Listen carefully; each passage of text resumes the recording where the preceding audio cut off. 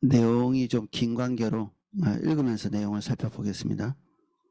시편 44편입니다. 하나님이여, 주께서 우리 조상의 날 곧 옛날에 행하신 일을 그들이 우리에게 일러주매 우리가 우리 귀로 들었나이다. 주께서 주의 손으로 뭇 백성을 쫓으시고 우리 조상들을 이 땅에 뿌리박게 하시며 주께서 다른 민족들은 고달프게 하시고 우리 조상들은 번성하게 하셨나이다.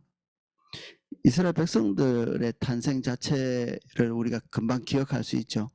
이집트에서 하나님께서 10가지 재앙을 베푸시고 그 6월절에 그 죽음의 천사들을 통해 가지고 마지막 재앙을 내리실 때 그들이 이집트에서 탈출해 나왔고 이집트는 압박하시고 본인들은 하나님의 긍휼을 입어서 그 땅을 탈출해 나온 그런 사건들, 이게 이스라엘의 건국이죠.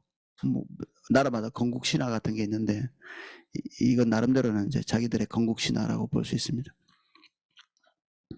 그들이 자기 칼로 땅을 얻어 차지함이 아니요 그들의 팔이 그들을 구원함도 아니라 오직 주의 오른손과 주의 팔과 주의 얼굴의 빛으로 하셨으니 주께서 그들을 기뻐하신 까닭이니이다. 그들이 가나안 땅에 들어가게 된 모든 과정들이 여기 함축되어 있죠. 하나님께서 그들에게 땅을 허락하시고 그 땅 안에 있던 민족들을 진멸하시고 그리고 그들이 거기에 입성하게 된 그런 과정들, 여기에 나와 있는 그대로죠. 아마 조상들로부터 누누이 들어왔던 그런 내용일 것입니다. 하나님이여, 주는 나의 왕이시니 야곱에게 구원을 베푸소서. 우리가 주를 의지하여 우리의 대적을 누르고 우리를 치러 일어나는 자를 주의 이름으로 밟으리이다. 나는 내 활을 의지하지 아니할 것이라. 내 칼이 나를 구원하지 못하리이다. 오직 주께서 우리를 우리의 원수들에게서 구원하시고 우리를 미워하는 자로 수치를 당하게 하셨나이다. 우리가 종일 하나님을 자랑하였나이다. 우리는 하나님의 이름에 영원히 감사하리이다. 이스라엘 백성들이 과거에 하나님께서 자신들에게 행한 일들을 기억하면서 하나님을 높이고 자랑하고 찬양하고, 이게 한 면에서는 우리하고 좀 비슷하지 않나요? 우리도 모든 억압에서, 죄의 억압과 그리고 사단의 억압에서 눌려있던 우리를 예수 그리스도의 십자가의 보혈 안에서 사단의 머리를 깨뜨리시고 우리를 구원하시고 오늘 우리가 탄생한 거잖아요. 우리 그리스도인들의 탄생 어떤 신화죠. 이게 그 이스라엘 백성들이 누리고 있었던 탄생 신화와 딱 동일한 구조를 가지고 있습니다. 여기까지면 정말 굉장히 교훈적인 그런 시라고 볼 수 있는데 9절부터 이 그러나라는 접속사가 나옵니다. 그래서 이후에 이렇게 나열되는 것들은 좀 우리를 좀 심란하게 하는 부분이 있습니다. 이제는 주께서 우리를 버려 욕을 당하게 하시고 우리 군대와 함께 나아가지 아니하시나이다. 주께서 우리를 대적들에게서 돌아서게 하시니 우리를 미워하는 자가 자기를 위하여 탈취하였나이다. 지금 전쟁 중에 있고 전쟁의 한 부분 전쟁은 큰 국가적인 전쟁이라면 그 안에는 수많은 전투들이 이렇게 벌어지죠. 그 어떤 전투에서 지금 패배한 것이고 아마 심각한 타격이 이스라엘 백성들에게 있었던 것 같습니다. 그래서 하나님께서 그들을 버리셨고 그리고 대적들 앞에서 돌아섰다, 도망쳤다는 얘기죠. 그들을 감당할 수 없어서 10절에 보면 대적들에게서 돌아섰다. 대적들이 돌아서야 되는데, 돌아서서 도망쳐야 되는데 본인들이 돌아서서 도망친 거죠. 우리가 믿지 않는 사람들에게서 패배를 당해서 수치를 당하고 그리고 그들에게 기가 눌리고 하는 그런 상황이라고 할까요? 주께서 우리를 잡아먹힐 양처럼 그들에게 넘겨주셨고 여러 민족 중에 우리를 흩으셨나이다. 금방 우리가 11절 보면 포로기의 그 상황을 연상할 수 있죠. 이스라엘 백성들이 북이스라엘은 아시리아에 그리고 남유다는 바벨론에 패망하면서 그들이 바벨론 땅으로 끌려간 죽을 사람은 죽고 끌려간 사람은 끌려가고 이런 처지. 그거 외에는 좀 연상하기 어렵죠. 아마 더 근대에 오면 또 로마의 한 족속 로마가 지배할 때 이스라엘 백성들이 부분적으로 패배와 그리고 포로로 끌려간 그런 사건도 있는데 뭐 그게 시대가 중요한 것 같지는 않고 지금 이런 상황에 지금 들어가 있다는 겁니다. 지금 이스라엘 백성들이 본인들이 하나님의 백성이라고 이렇게 하는데 도대체 이런 패배가 지금 있다는 거에 대해서 이 자괴감 내지는 놀람 이런 것들이 있는 거죠. 하나님이 우리를 보호하신다 뭐 이런 자랑을 그동안 꾸준히 해왔는데 불신자들 앞에서 믿지 않는 민족들 앞에서 수치를 당하고 패배를 당하고 하는 그런 일이 발생한 것입니다. 12절 주께서 주의 백성을 헐값에 파시며 그들을 판값으로 이익을 얻지 못하셨나이다. 이게 이 비유가 참 못됐죠. 이 비유가 하나님께서 이스라엘 백성들을 패배하게 하시면서 아마 뭐 이 정황을 볼 때는 그들이 가지고 있는 모든 것들이 약탈당하는 그런 일들이 있었던 것 같고 아마 하나님의 신전, 하나님의 성전도 그 안에 있는 성전 기물들이 몽땅 바벨론으로 끌려가 뭐 뺏겨가는 그런 사건들 뭐 딱 만약에 그 사건이라면 연상할 수 있는 그런 상황이죠. 이스라엘 백성들에게도 타격이 있었을 뿐 아니라 하나님 당신도 수치를 당했다.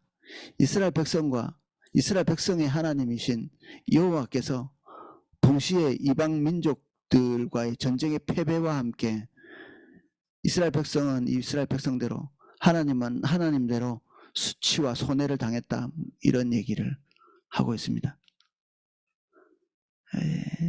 용감한 시편 기자죠. 하나님 앞에서 이런 말을 함부로 한다는 것 자체가. 주께서 주의 백성을 헐값에 파시며 그들을 판값으로 이익을 얻지 못하셨나이다. 주께서 우리로 하여금 이웃에게 욕을 당하게 하시니 그들이 우리를 둘러싸고 조수하고 조롱하나이다. 얼마나 마음 상하는 일입니까? 우리 하나님을 욕하고 그리고 너희들 교회 다닌다면서 그 심지어 이 다른 시편에 이런 얘기도 있습니다. 너 시온에서 그 노래했던 거 그거 한번 해봐. 이런 얘기를 하거든요. 그 우리를 조롱하면서 야 임마 찬송가 한번 해봐. 우리 제가 군에서 그런 일을 많이 당했는데 노래를 이제 세상 노래 잘 모르니까 유행가를 못 부르니까 이제 아는 게 없으니까 찬송가라도 한번 해봐. 지금 찬송가가 하나님 앞에서 내가 드리려고 하는 찬송가지 그거 가지고 자기들 귀에 뭐 이렇게 뭐 재밌거리로 부를 수 있는 그런 거는 아니잖아요. 경배와 찬양하는데 옛날에 안요한 전도사님이 그들이 절반은 자고 절반은 뭐 하나 이렇게 쳐다보고 이렇게 있을 때 수치감을 많이 느꼈다고 하더라고요. 우리가 지금 하나님께 예배하고 있는데 그걸 구경거리 삼아 이렇게 보는 그 여기에 지금 이 상황도 믿는 자로서 당할 수 있는 최악의 경우죠. 믿지 않는 사람들이 뭐 하나님이라면서 뭐 대단하시다면서 뭐 이런 얘기를 할 수 있겠죠. 특히 포로로 끌려간다면 그들이 존중받아야 될 이유는 하나도 없기 때문에 주께서 우리를 백성 중에 이야기거리가 되게 하심에 민족 중에서 머리 흔들림을 당하게 하셨나이다. 지금 그 사건뿐 아니라 지금 그 당한 사건이 아무도 모르고 딱 당사자와 자기들을 지배한 그 당사자와 우리 사이에만 일어났으면 좋은데 우리와 어떤 그리스도인들 사이에 개인적인 수치로 끝났으면 좋겠는데 이게 막 일파만파로 모르는 사람이 없게 될 만큼 대한민국에 있는 모든 사람들이 알게 되는 전 세계에 있는 모든 사람들, 이 당시에 전 세계에 있는 모든 사람들이 알게 된, 어떻게 저렇게까지 패망할 수 있을까? 어떻게 저렇게까지 망하게 될 수 있을까? 한때는 대단했었는데, 이스라엘 백성들 지금 이것을 추억하고 있는 거거든요. 한때는 우리가 뭐 세계 최강 국가인 이집트를 붕괴시키고, 그리고 그래도 강하다고 하는 그 가나안 족속들을 다 멸망시키고 여기에 정착한 우리인데, 지금 거의 뭐 무슨 도살을 당하는 것처럼 그런 처지에 있는, 옛날에 조상들로부터 이렇게 들었던 하나님에 대한 이야기들, 그들이 배웠던 하나님의 능력, 하나님은 살아계시고 능력이 있으시고 그들의 아버지가 되시고 그들의 보호자가 되시고, 이런 그 무수한 얘기들이 성경 공부에서 들었던, 그 회당에서 들었던 모든 얘기들이 그냥 아무것도 아닌 것 같이, 거짓말처럼, 헛된 이야기처럼, 그냥 연기처럼 날아가 버리는, 우리가 지금까지 교회에서 배워오던 하나님에 대한 그런 지식과 이야기들이 어느 한순간에 불신자와의 관계 안에서 무기력하게 수르륵 날아가 버리고,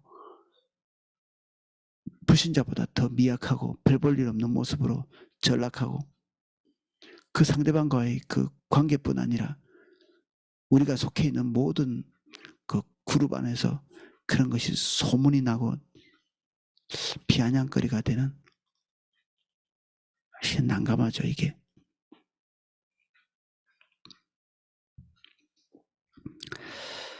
나의 능력이 종일 내 앞에 있으며 수치가 내 얼굴을 덮었으니 뭐 어떻게 해볼 수 없는, 이미 패배했고 이미 조롱당했고 다시 수습할 방도가 없기 때문에, 수치가 우리를 가득 덮는데도 뭔가를 해볼 수 없는, 나를 비방하고 욕하는 소리 때문이요 나의 원수가 나의 복수자 때문이다. 우리에게 당했던 사람들이 도리어 우리에게 보복하고, 우리가 별것 아니라고 생각하는 사람들이 강해져서 우리를 지배하는, 뭐 바벨론, 아시리아 굉장한 것 같지만 사실은 한 그 조그마한 부족 국가, 자기 본인들도 그 주변 국가에 압제를 당하고 있던 그런 국가들이었거든요. 바벨론도 그렇고 아시리아도 마찬가지고, 아주 조각조각난 그 조그마한 그 부족 국가, 뭐 이스라엘만 하다고 할까, 뭐 조그마한 국가들이 뭐 어떤 시기를 잘 타가지고 아시리아도 되고 바벨론도 되고 뭐 그렇게 된 건데, 그런 국가들에게 수치와 모욕과 그리고 압박을 당하는 그런 상황이 벌어져 있습니다.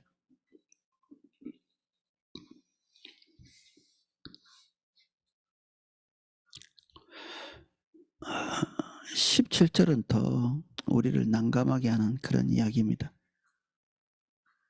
이 모든 일이 우리에게 임하였으나 우리가 주를 잊지 아니하며 주의 언약을 어기지 아니하였나이다. 이게 자신감이죠. 자기 자신에 대한, 하나님 앞에서 설 때 우리가 이런 처지를 당할 만한 존재가 아닌데 왜 이런 처지를 우리에게 허락하셨습니까? 막 그런 얘기입니다. 우리가 주를 잊지 아니하였으며 주의 언약을 어기지 아니하였나이다. 우리는 잘했는데 하나님이 문제 있는 거 아닙니까?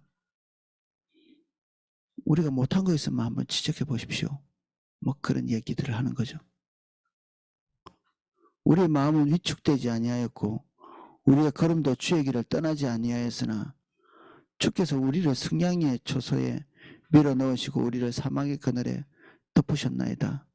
승냥이, 뭐 늑대 같은 그런 걸 말하는 것 같은데, 실제로는 늑대, 뭐 바다 괴물, 하여튼 우리가 상상할 수 있는 그 두려운 그리고 부정한 그런 짐승들의 어떤 지칭하는 그런 거라고 볼 수 있거든요. 이게 어떤 특정한 짐승을 말하는 것이 아니라 승냥이라는 이미지가 딱 좋죠.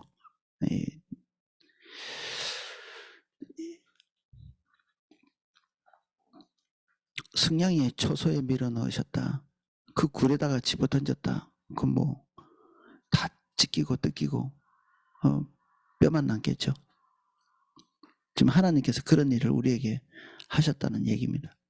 갈갈이 찢어지고 남는 것이 없도록 하셨다. 우리를 사망의 그늘로 덮으셨나이다. 우리가 우리 하나님의 이름을 잊어버렸거나 우리의 손을 이방 신에게 향하여 폈다면 하나님이 이를 알아내지 아니하셨으리까 부르주는 마음의 비밀을 아시나이까. 우리는 하나님 앞에서 완전히 떳떳합니다.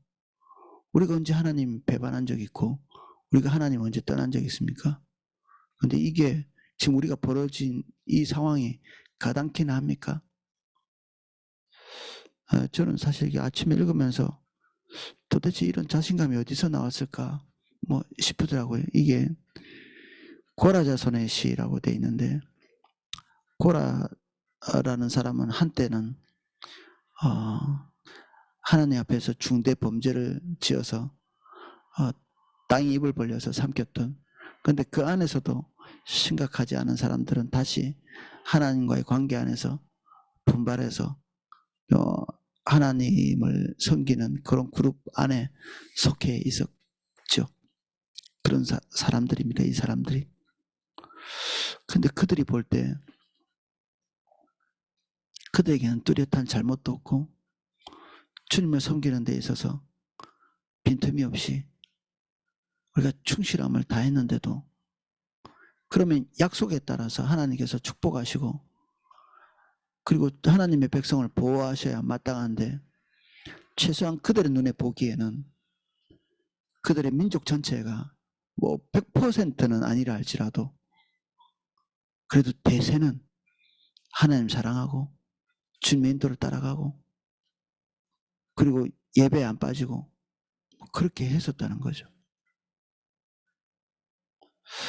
사실 이 부분에 대해서 이 고라 자손의 구체적으로 누구일지는 뭐 모르겠지만 이 사람이 하나님 앞에 가지고 있었던 그 기묘한 의문점, 이게 에스겔도 사실은 그런 의문점을 가지고 있었다고 볼 수 있거든요. 하나님의 징벌이 이해가 잘 되지 않는, 하나님께서 좀 실수하신 것 같은,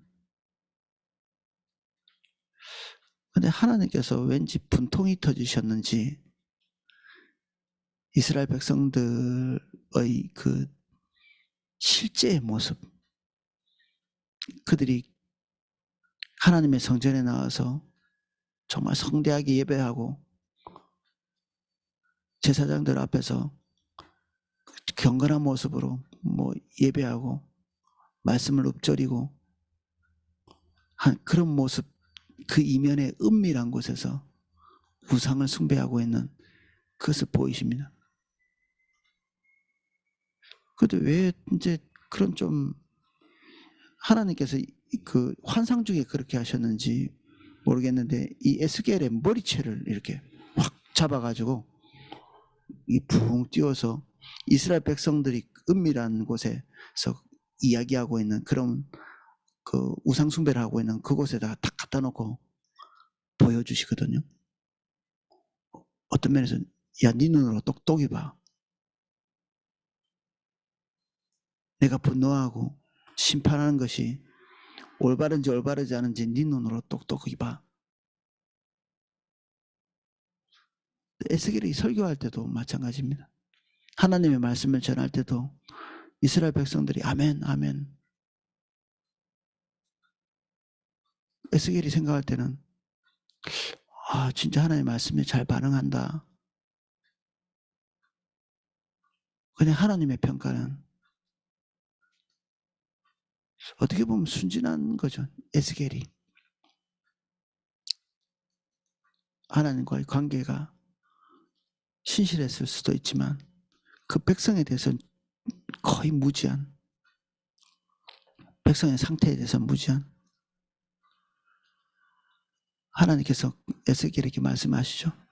야 에스겔, 네가 지금 설교할 때 사람들이 너가 하는 설교를 하나님의 말씀으로 듣지 않고 노래 잘하는 가수가 노래 한 곡 뽑을 때 아이고 잘한다고 박수치고 앵콜 부르고 이렇게 하는 것처럼 너의 설교와 네가 하나님 앞에서 하고 있는 이 강론에 대해서 이스라엘 백성 전체가 그런 태도를 가지고 있어. 아이고 설교 잘하시네. 역시 강론 잘하셔. 은혜 받았어요. 뭐 이러면 앵콜이죠. 이게. 박수치고. 그게 에스겔이 착각하고 있었던 그 착각. 이 선지자들이 하나님이 보여주신 것들을 부분적으로 보기 전에는 참 바보 같은 관점을 가지고 있다. 이런 생각도 저는 들게 됩니다. 완전히 그냥 그 표면적인 것에 속아 넘어가는 이스라엘 백성들이 가지고 있는 그 혼합주의적인 신앙, 하나님과 우상을 함께 섬기고 하나님의 비전과 개인의 탐욕을 같이 따라가는, 그리고 신앙생활은 꾸준히 빈틈없이 할지 모르지만 더 몸부림치는 것은 자기 개인적인 염원, 그런 것인데 납득하지 못하는 이 하나님 앞에 서 있는 이 어쩌면 종교적인 직업을 가지고 있는 사람이죠. 이 종교적인 직업을 가지고 있는 사람이 부르고 있는 이 노래,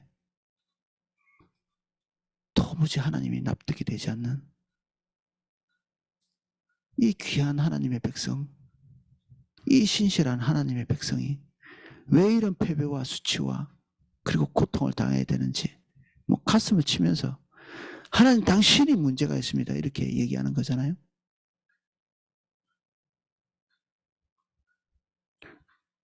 사실 이 44편에는 아직 조금 남았지만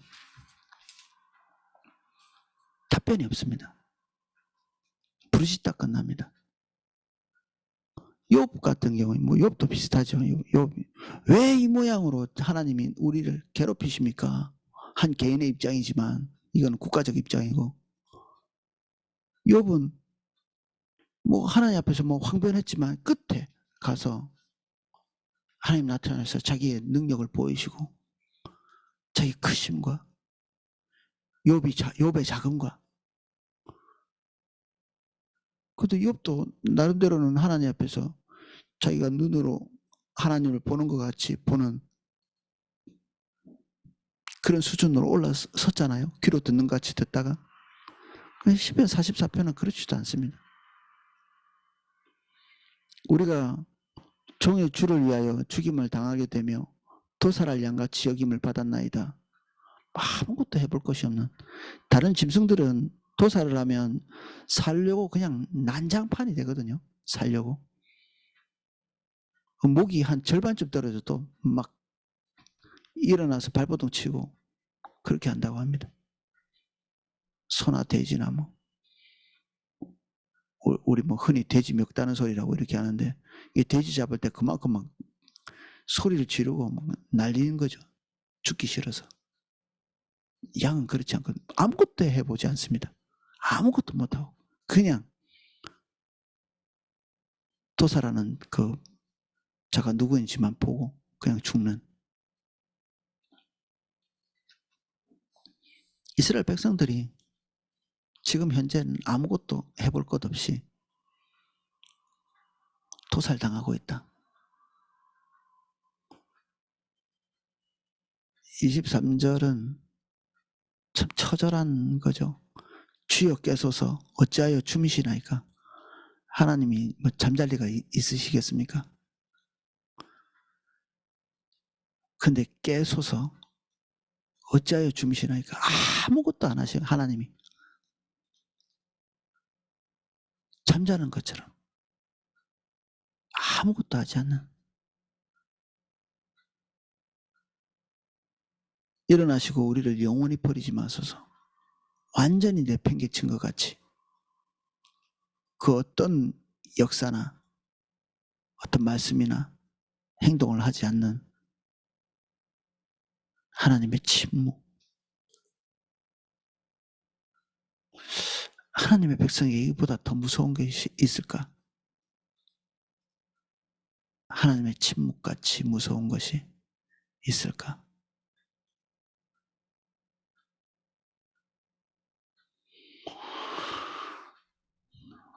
어찌하여 주의 얼굴을 가리시고 우리의 고난과 압제를 잊으셨나이까?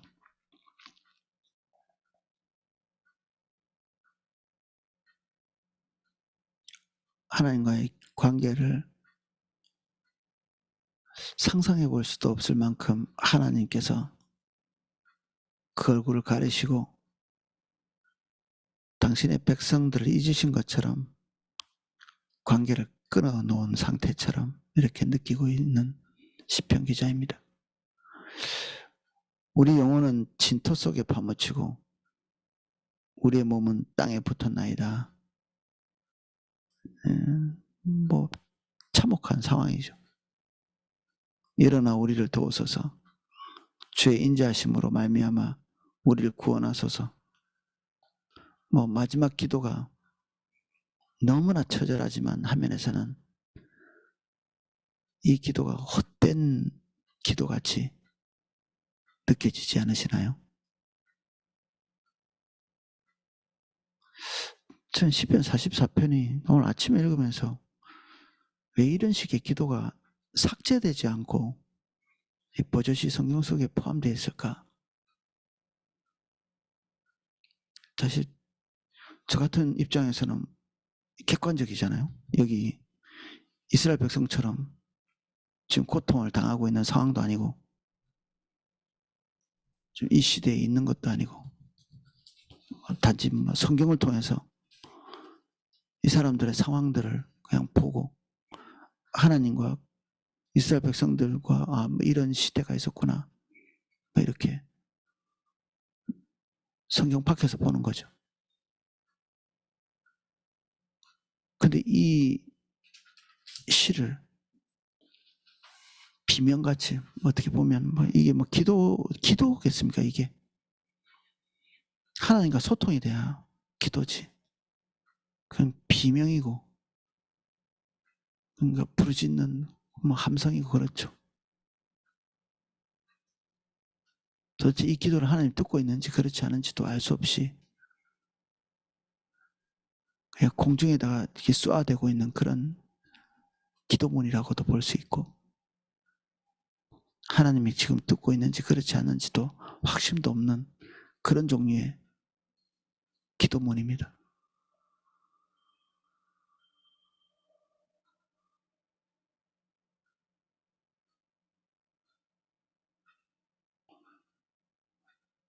이럴 때가 있는 거죠. 이럴 때가 하나님과 완전히 단절된 것 같이 패배만 거듭하고 있는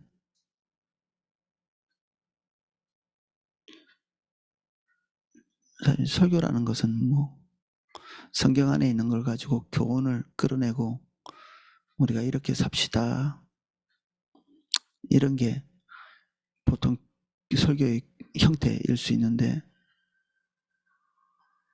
이 시편에서 어떤 교훈을 끄집어낼 수 있는가? 제가 볼 때는 아무것도 끄집어낼 수가 없습니다. 여기에서 그냥 발악을 하고 있는 거죠. 어떤 한 사람이. 근데 이게 인도자를 따라 부르는 노래라고 또 이 제목은 이렇게 돼 있거든요. 모든 하나님의 백성들이 최소한 이 시점에 예배에 참여하고 있는 그런 이스라엘 백성들이 이 노래를 부르면서 하나님 앞에 탄원의 기도를 하고 있는 그런 상황이죠. 빛도 없고 소망도 없고 하나님이 듣고 계시다는 확신도 없고 앞으로 언제 상황이 나아질 거라는 그런 추측도 할 수 없는 그 완전히 그 어두운 한복판에서 과거에 굉장했던 하나님만 그런 거 추억해봤자 마음이 더 괴롭죠. 아예 해본 적이 없어요. 그 승리해 본 적이 없는 사람은 뭐 인생이 그러려니 뭐 이게 할지 모르지만 한때 이스라엘 백성들이 하나님 앞에서 누렸던 것들, 그런 것들을 생각해 보면 지금 현재 이 본인들의 모습은 참혹하기 그지없는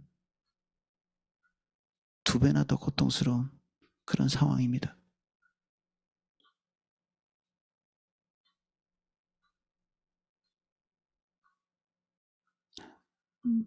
주님 앞에 아무 반응이 없는 그런 시를 오늘 같이 살펴봤습니다. 하나님이 반응하지 아니하시는. 근데 또 이 시편이 빠지지 않고 이 성경에 이렇게 포함되어 있다는 것, 뭐 시편은 사실은 교훈을 주기 위한 시라기보다는 그런 것도 있지만 하나님의 백성들이 하나님 앞에서 할 수 있는 그런 여러 가지 감정적 그리고 그들의 신앙적인 격정들, 모든 상황에서 해볼 수 있는 그런 상황들을 고스란히 다 정직하게 담고 있는, 예, 그런 책이죠. 시편 자체가.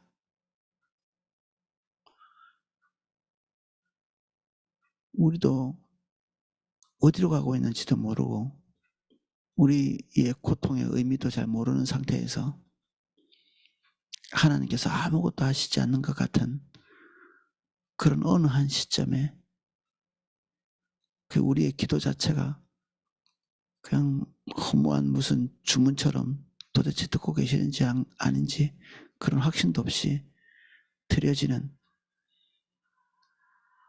그런 시점이 있는 거죠. 이 시편 기자와 같이.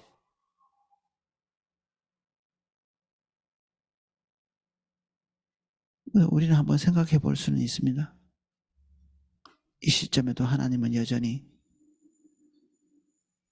당신의 눈을 거두지 않고 계시고 귀를 거두지 아니하시고 이렇게 캄캄한 곳에서 읊조리고 있는 이런 기도도 놓치지 않고 듣고 계신다.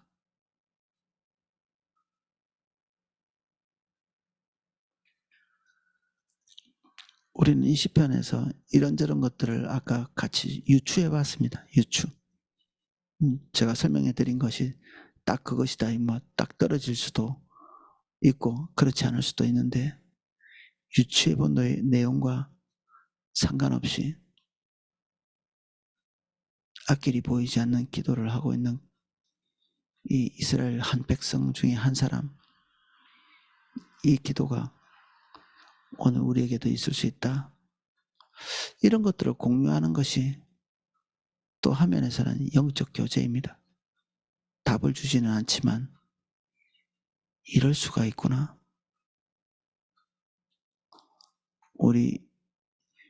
우리가 가지고 있는 고통을 옆에 있는 지체가 답을 해주는 것도 해주는 건데 나도 너랑 똑같아.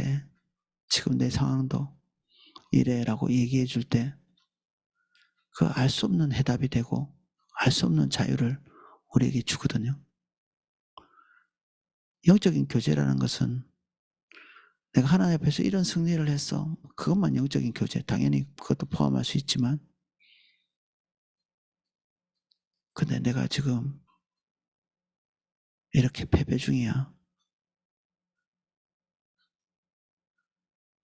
나 완전히 끝난 것 같아. 내가 길을 모르겠어. 그런 것들을 함께 나누고 공유하고 네, 그것도 코이노니아죠.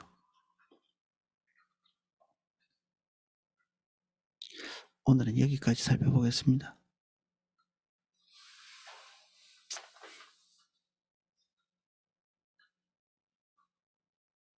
주님, 우리는 우리가 가고 있는 길의 종말을 모릅니다. 한때 우리도 주님을 깊이 경험했을 수 있고 우리가 배워온 하나님은 위대하고 크시나 우리가 경험하고 있는 하나님은 때때로는 조금도 역사하지 않는 마치 동화책에 나오는 신과 같이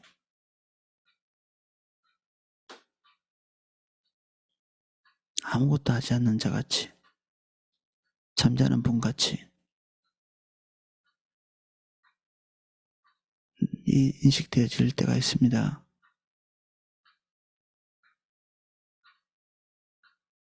주님 이 시간 우리 한 사람 한 사람 찾아오셔서 우리가 드리고 있는 이 공허한 기도에 주목해 주시고 주님의 실존을 우리에게 나타내 주십시오.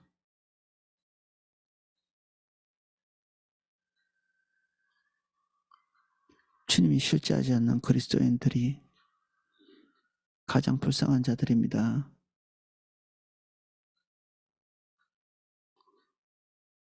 불신자도 아니고 신자도 아닌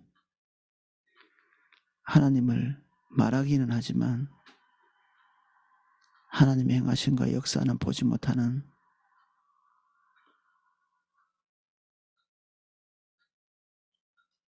우리의 믿음이 낯뜨거워지는 시점에 있는 모든 분들을 예수님 이름으로 축복합니다. 우리가 더 목마르게 주님의 개입을 기다립니다.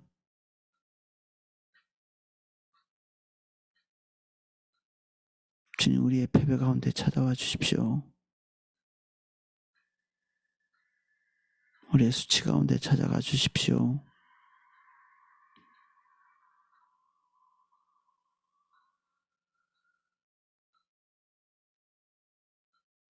예수님 이름으로 기도합니다.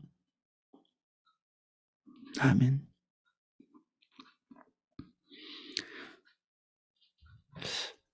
예, 제가 기도하실 수 있도록 음악을 방송해 드리겠습니다.